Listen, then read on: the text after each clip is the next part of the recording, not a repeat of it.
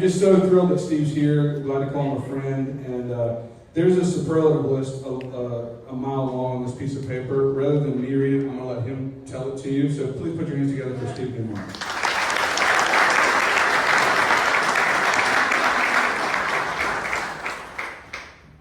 Thank you, Dustin. All right, if you guys can't hear me with this mic somewhere, just yell, because I think we're having some issues with this. But thanks for having me. I'm glad we didn't do jump around. I think you would have seen two old guys injure themselves. Old guys, But I'm very grateful to be here. For me, this is special. I'm a product of this community, as some of you know, so I'm grateful to be here. And I did ask, Dustin had said he was going to read my bio, which I asked him not to do. I don't think we need to do that. We'll get on to something more interesting. So, okay, Steve, what's your favorite color? It obviously is going to be Carolina. Carolina blue. Okay. All right. I've got to pander to the crowd. Icebreaker. Okay, well, let's get right to it. You said you're from around here. Tell us a little bit about that backstory. You got to eat that mic. This mic is not great. Gotcha. So I think it's somewhat been well documented, but so I grew up here a long time ago. It was a much smaller community. This didn't exist. I grew up off Ephesus Church Road in Colony Woods, went to Ephesus Elementary, was a product of the public schools here, then went to Colbert, and then went to Chapel Hill High. I get people ask me, which high school did you go to? I have to explain to them, I'm old enough, there was only one high school. So there weren't any choices. And that really shaped who I was. I think a lot of you guys can appreciate it if you've grown up in this community. It's a special place. I ended up not staying here for college. Had aspirations to play soccer, hurt myself, but also ran out of talent. But I went to school in Virginia and was up there for 7 years at William & Mary and then UVA, but was always known as the Carolina guy. And that's happened through my entire career. And it's because when you're here, the connections run deep, and it becomes part of your identity. And that's why it's been so special for me to have the opportunity to come back here and be part of something that I've been a fan of my entire life. What draws you to sports? Is it a family lineage thing? What makes you tick when it comes to sports organizations? Like a lot of people in this community, I grew up playing a lot of different sports. And, if you are here, Chapel Hill is based on, at least particularly when I was growing up, small community. And we basically planned our social calendars around UNC athletic events. And so it was obviously special. And this was not just basketball and football. This was watching Anson and the women's soccer teams win national championships. Karen Shelton, Willie Scroggs winning men's lacrosse national championships. And so, to me, athletics has always served a broader purpose. I mean, I think we all enjoy the competitive nature of it, the teamwork, watching elite athletes excel, but it goes well beyond that in that it kind of ties generations together. Whether it's Carolina or other sports or professional sports, I happen to be biased and think there's something inherently special about UNC. Eric Church, and many of you guys heard his graduation speech. He's talked a lot about that the bonds that UNC creates and establishes are special. And that's not to take away from what other schools do, but I think that's been something that's for me personally, been part of my family the entire time. I mean, I can kind of track my trajectory and growth based on different sporting events. And I've talked a lot about in 1982, I think I was 10 years old on the shoulders of my dad on Franklin Street watching UNC after UNC won its first national championship, at least in my lifetime. And I can kind of track those through different sporting events about being here with my family, about taking, once I had kids, taking my kids to events. And I think it's just a connective tissue that ties all of us together. You seem to ride kind of the line of both the passion for athletics, but also the business development end in your time with NASCAR. Can you kind of express the pressures that athletic programs face for community building, economic impact? I think a lot of times people just kind of think of sports as sports, but as you're kind of pointing to, it's a broader base of impact. Sure, and I think there's probably some in this crowd that would love for us to be able to rewind the clock and go back to how we operated in the 80s and 90s, in which we didn't have an irrational arms race in athletics, and it was just somewhat of a simpler business model. But I liken that to saying there's probably businesses that were thriving in the 80s and 90s because of the personal service, the connection, and then the internet came along. They may have preferred that we didn't have e-commerce and all that, but if you didn't adapt and adjust and jump on and make sure you integrated that into your business, you're going to be left behind. And so that's kind of where we are in college athletics. And there's no doubt the cost of athletics has gone through the roof.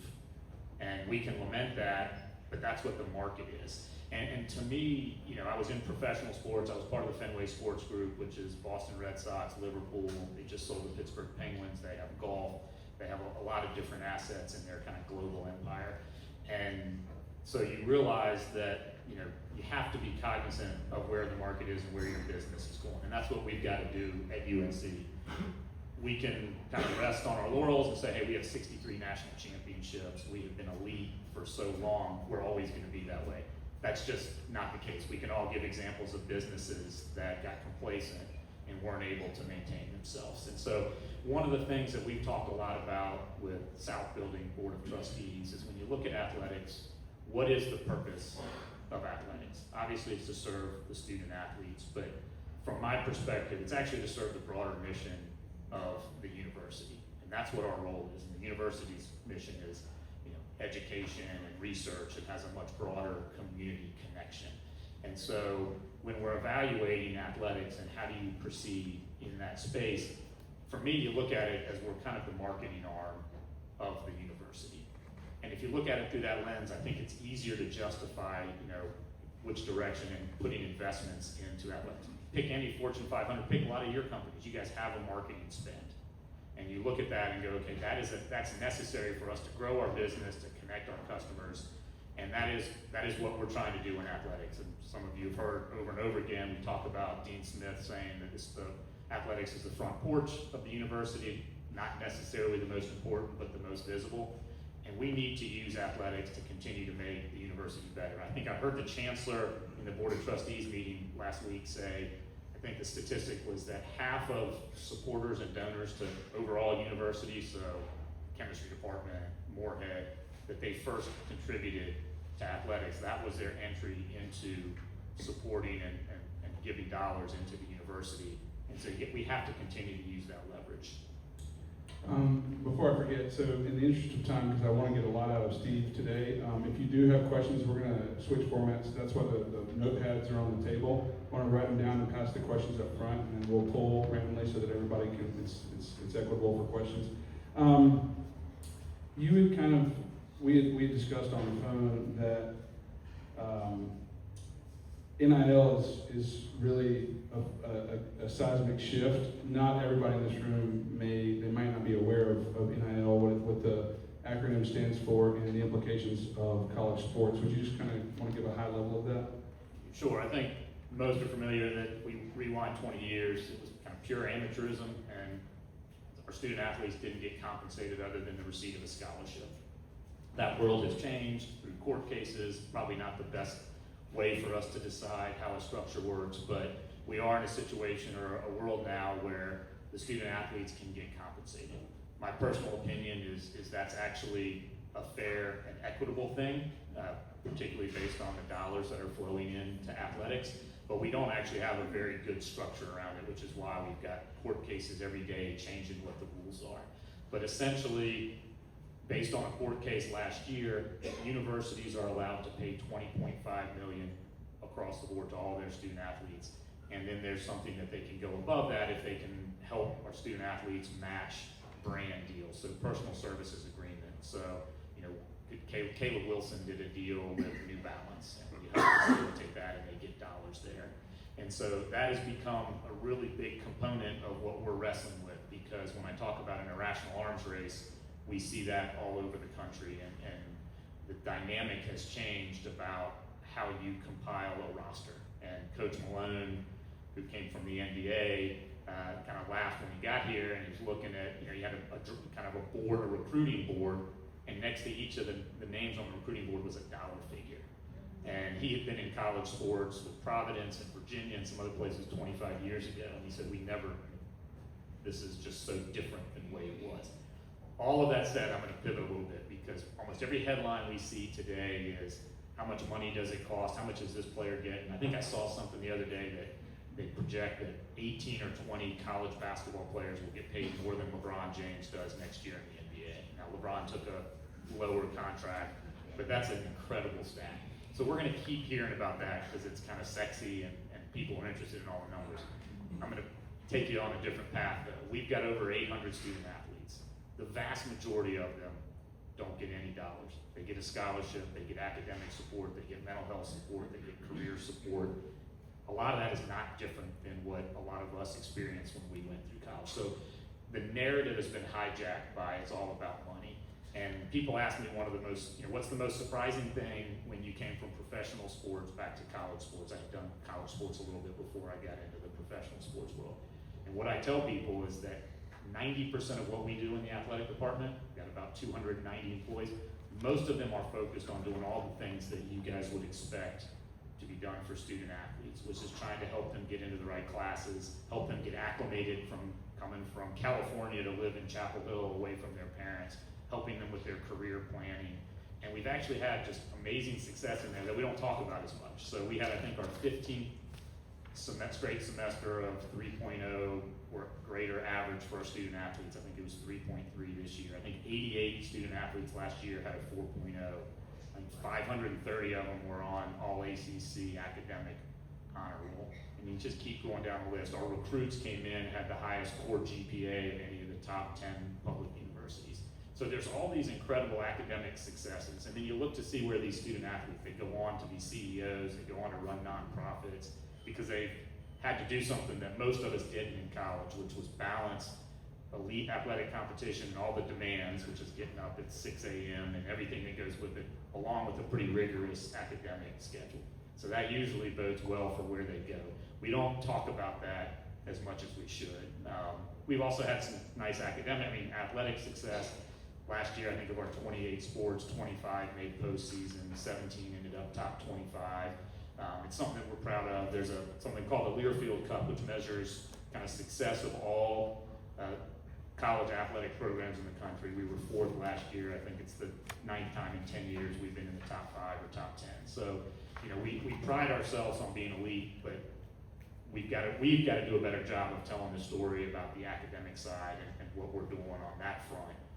The headlines on ESPN are still going to be about, this Florida center gets $4 million, and I understand that that's interesting, and it is a dynamic because we've got a math problem right now, but I don't want us to lose sight of the overall mission of the athletic department.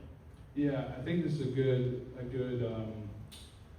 metaphor for everybody in here who is an entrepreneur or has their own business. You have to make these tough decisions where it seems like you're serving two masters. You're serving profit, growth, but you're also maybe serving core values, and sometimes those things seem to be at odds, especially when outside forces are dictating that kind of stuff.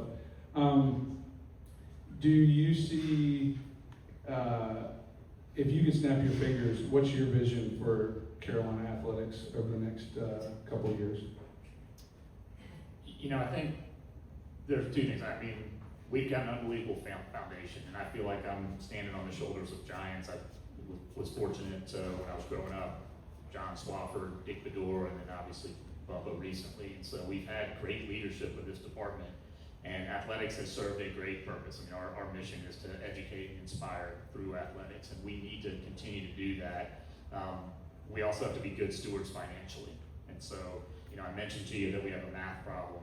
So we have 28 teams at UNC, which is, I think, 4th or 5th in the country. Of the other, there's 300 Division I schools. Most of them have 17 to 21 sports. So that's part of our DNA. I think, Olympic sports, women's sports, 47 of our 63 championships have come through kind of Olympic sports and women's sports. And so that's really important to who we are. But then we get into the fact that, our budget, although it is very healthy, it's a very large budget, it is much lower than most of the other top 20 schools who we're competing against. And most of those schools have 17 to 21 sports. So what we have to do is figure out how to do more with less, how to be the most effective athletic department out there. We've got to be innovative, we've got to be entrepreneurial in how we try to go out and generate revenue, because although we lean heavily on the university and the system, and they've been unbelievably generous to us, we've got to figure out other ways to sustain our programs, which is why you saw the Savannah Bananas come here. That was actually an athletics initiative, because that was good for the community and helped generate revenue for us that we could flow back into the department. Do you see a situation, you mentioned an irrational arms race, what breaks the back of this endless road of cost per athlete, and is it a situation in which the incoming freshman, what is the sentiment of the incoming freshman class nationally? Do they think I'm worth $1 million, I'm worth $2 million? Yeah, I mean, I think that's part of the issue here is if you look to professional sports, they have a very established system, collective bargaining, they have rules around agents, you know what the parameters are. In college sports right now, it's the wild, wild west because we don't have a great rule structure, and every rule that the NCAA makes then gets challenged in court. And so we actually had it, this weekend's probably a good example. I thought we were gonna have kind of a nice calm weekend as we're getting ready for the season. Friday night, a court in Colorado, federal court in Colorado, basically issued a ruling that every student athlete who finished their eligibility this past spring semester and thought they had exhausted their eligibility, basically made a ruling that every one of those is now eligible to come back to school for another year. And so then we went in, we had 21 of our coaches calling, going, does that mean I can, I had this All-American who was on my team in field hockey, she would have another year, can she come back? Which presents all sorts of issues because we had already set our roster, you had already set admissions in school, and so we kind of have this knee-jerk reaction on a daily basis to what the court systems are doing. So there is a bill in front of Congress, which I know we don't generally look to Congress to solve all of our problems, but that's kind of where we are right now. There's a bill in front of the Senate that hopefully fixes some of this and says, here is the structure, here are the rules set. But right now, I think one of the bigger issues is we don't really know what the rules are, and that allows a lot of people to be opportunistic and go try to extract dollars from it. And we see that. I mean, the market, you hear all sorts of noise that, this kid is demanding this many dollars, and it's kind of hard to understand where we are in that market. Do you have a case study to kind of lock it in people's minds where the math would be a shocking number per athlete for a program that's not an elite program like Carolina? Has there been a one case study you can point to that's like, oh my gosh, this is a new game? I don't think there's a case study that I can say, but the ADs are all talking and we're all struggling with the same problem. It doesn't matter whether you're in the ACC, the SEC, if you're in Conference USA, that's the dynamic is trying to figure out, all right, how do I keep my head above water with these rising costs? And so that's why everybody's trying to generate revenue. I think most of us believe you can't cut your way to prosperity, but other schools have tried. They've actually said, hey, we can't sustain all the sports we have. They might have had 20 and they started cutting programs. Arkansas dropped, I think, men's tennis. You're seeing this because they're looking at how do we make a business model that actually works going forward. And the reality of it is, and this is a hard reality, but we've got 28 sports. 2 of them make money and 26 lose money. But we're not looking at that just through the lens of a private company of what your finances are. I mean, those 26 sports are so important to who we are, and so we have to invest in them.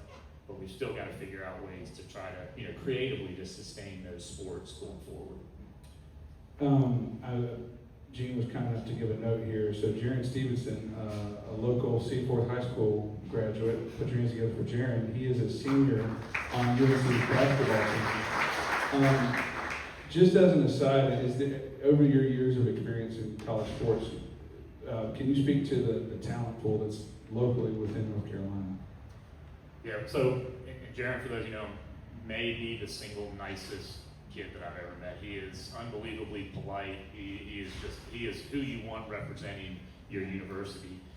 And Coach Malone has fallen in love with him. I think what Coach said is we need to get him to be meaner and more aggressive, which is it's an interesting thing. A lot of times we're trying to get kids to be more polite. He's already there. If you look at this community, and you can go back and I'll date myself, but there were, when I was in high school, we had Ranzino Smith, who was a little before me, that played at UNC. When I was there, a kid named Bernardo Harris played at UNC, played in the NBA. Henrik Rodel, who was at Chapel Hill High when I was there, ended up playing at UNC and is now an established coach overseas. And so this area has produced an inordinate amount of top tier athletes. Even when I was at Colbreth, we played a school from Durham when I was in junior high school, and there was an 8th grader on the other team named Rodney Rogers. Some of you may know that. Went to Wake, ended up playing in the NBA. And so I think because there's such a fixation on sports here and kids get involved in it so early, and there's so many unbelievable coaching opportunities, and you can go to camps at State, Duke, just across the board, obviously UNC, that you see probably a disproportionate amount of kids come out of this area that have a lot of success in the college space and some in the pro space as well. Do you see the need for community partnerships as almost a secondary recruiting tool for students? How can the community build around the university all the way down to Chatham to say, hey, this is good for everybody, and how can the community get involved in making sure that you don't have the turnover problem?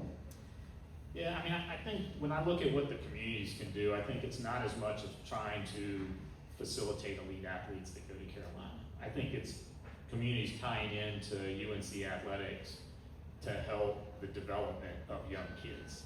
And we look to our basketball program a lot, our football program, but we've got so many good role models within our student athletes that we do events before gymnastics matches in which we bring young girls from the community in, and they see these student athletes and these college students who have focused on academics, who have been able to dedicate themselves to their sport. Same thing with volleyball. So I think the more that we can tie some of our programs and get exposure from our student athletes to the younger kids in the community, to me that's the most important thing. Whether those kids go on to be elite athletes, or it just gives them somebody to look up to, a role model, and also gives them a path that says, hey, if I focus myself, this is what I can accomplish. We've got a little bit of time before Q&A, but is there anything else that you would want to leave folks here with today in terms of a message or a vision or a statement for Carolina, for yourself? I think what we want to do as an athletic department is support the overall community. And so, one of the things that we're trying to evolve as well, college sports is evolving. Obviously, this community has grown significantly. I mean, I'm living in a neighborhood that was farmland when I grew up here. None of this was here when I grew up. And so, anytime that you guys have suggestions on how we can be better supporting the community, I think that's probably what I would leave with you. We hope that you'll come to as many games. I think we had 302 or 306 athletic events on campus last year. I was fortunate, actually a buddy of mine who was an AD in the SEC said in your first year, check a box every time that you go to an event. I've got to go to 136 events last year and say that I was working for all of them. And we just encourage you to come out to whether it's a women's lacrosse game. We have the best women's lacrosse program in the country, and it's very inspiring seeing a lot of these. Jenny Levy's been our only coach for the entirety of that program. And I think it's just, to me, I enjoy going to those, I enjoy talking to people at those games, but also looking at how we can use our programs to support what you're doing in the community. One of the things that was inspiring for me is we had an academic awards ceremony, and as part of that, the leader of the group went up and put all of the community service hours that the student athletes had done, and also listed all of the programs that we had supported. And I was blown away by it until what I learned was that every coach that we have has a requirement. When we do a year-end review, it's academics, athletics, community service, and so they have to list and show everything that they have done with their teams in community service. And I just sat with Coach Forbes yesterday, and obviously the baseball team came in second in the College World Series, had an incredible year, 6 kids drafted in the MLB draft, and what he was most proud of is they had increased their hours of community service, I think, by 15% last year. And it was led by Gavin Gallagher and some of the players on the team, because they had instilled in that team that it is important for you to give back to the community. So you guys are aware of a lot of different opportunities, and if there's things that we can do to lean in to support that, I actually think that's important for the university, but it's also important for these student athletes, particularly some of them that are getting a hefty paycheck, that it's nice to have them grounded and make sure they understand perspective. So you're saying it's too late for me to play college basketball? The new rules have changed that you have 5 years of eligibility, but here's going to be the problem. Okay. The new rules also came out that said basically you have a max of age 24. So we're trying to close the loophole. I missed it by 1 year. So you're right up there. I missed it by 1 year. Shout out to, we had some folks from Chatham at Omaha. Chris Ehrenfeld, he attended the series, and while his sons faced defeat for the first time in a sporting situation, he called me from Omaha, and he was like, it was an incredible experience, and so proud of the team, and the guys were great. So yeah. Well, Steve, so you told me you're not shy from tough questions, so we're going to do it. Did anybody write their questions down? Okay, Patrick, or Zach.